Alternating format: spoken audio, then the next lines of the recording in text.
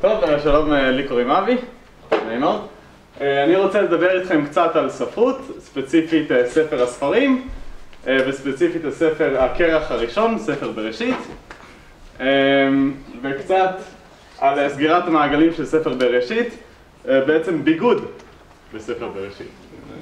מקווה שסקרנתי איכשהו?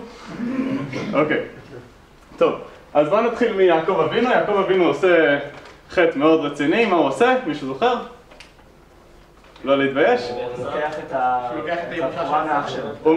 הוא מרמה את אבא שלו. איך הוא מרמה את אבא שלו? הוא לובש בגדים שהיו מתאימים לעשיו. יצחק אומר את המשפט המפורסם, הכל כל יעקב, הידיים ידי עשיו. כי יעקב לבש בגדים שעירים כאלה שהיו מתאימים לעשיו. אוקיי. העניין הזה של בגדים הולך לרדוף את יעקב כל חייו. הוא מגיע לחרן, הוא פוגש את רחל, היא נורא, יש לה אחלה אופי, והוא מחליט שהוא רוצה אותה. עובד 7 שנים בשבילה, ובסוף מה הוא מקבל? לאה. איך הוא לא ידע שזאת רחל?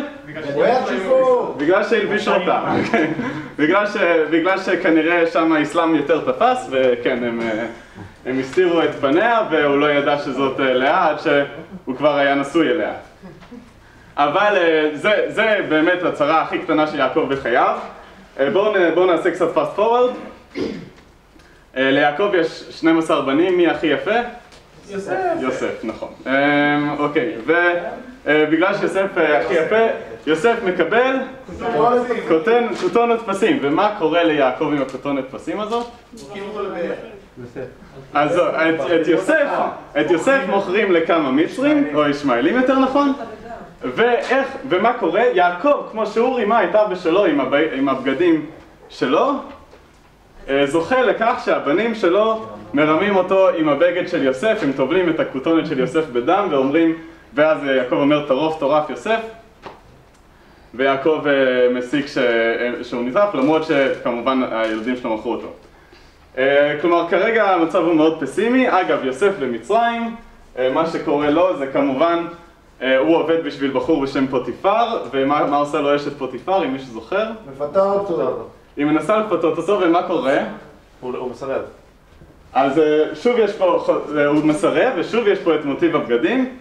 יוסף מסרב, היא חוטפת לו את המעיל, והיא מפשיטה אותו סוג של בטעות, הוא מנסה לברוח והמעיל נשאר אצלה, ואז היא אומרת, הוא התפשט, הוא ניסה לפתות אותי, ויוסף נזרק לכלא. יש לזה סוף אופטימי, אבל? וגם זה קשור לבגדים. סוג של. אז זה גם קשור לכל העניין הזה של התחזות, שיעקב התחיל עם התחזות, אנחנו הולכים לסיים עם איזושהי התחזות. יוסף רואה את אחים שלו שרוצים לבוא לקחת אוכל, אבל הם לא יודעים שזה הוא. והוא עושה להם מין תחבולה כזאת, והוא מחביא את הגביע שלו בשק של בנימין, ואז הם הולכים, והם לא יודעים שהם בעצם גנבו ליוסף את הגביע. יוסף שולח מישהו לרדוף אחריהם, אומרים אתם גנבים וזה, בנימין צריך להישאר אצלי עבד כי הוא גנב ממני. ואז יהודה, שאגב גם לא היה קטע עם בגדים, אבל בסדר, ואז ליהודה אומר לו, אתה חייב לקחת אותי בתור עבד במקומו, אני לא יכול להשאיר אצלך את בנימין, זה הבן האהוב על אבא שלו מאז שיוסף אחינו מת.